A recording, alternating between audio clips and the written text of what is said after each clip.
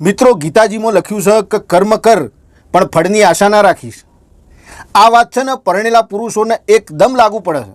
તમે પત્ની માટે ગમે એટલું કરો પણ એના તરફથી તમારે ક્યારેય પ્રશંસાની કે બે મીઠા શબ્દોની અપેક્ષા નહીં રાખવાની સાહેબ. આ વાત તો મને લગ્નના અઠવાડિયામાં જ સાહેબ ખબર પડી ગઈ હતી. આ જ્ઞાન મને થઈ ગયું હતું. કારણ કે લગ્ન પછી અઠવાડિયામાં અમે ગયા હતા હનીમૂન માટે, ફરવા માટે ગયા હતા આબુ. તે આબુ એ વખતે શું છે કે હોટલોના ભાડા બહુ હતા, એટલે અમે શું કરતા કે આખો દિન આબુ ફરી અને હોજે આવીને અંબાજી રોકાતા ધર્મશાળામાં.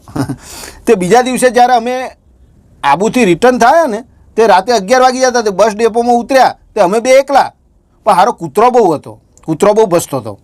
તે મારી એકદમ નજર પડી કે એક કૂતરું દોડતું દોડતું અમારી બાજુ આવતું હતું.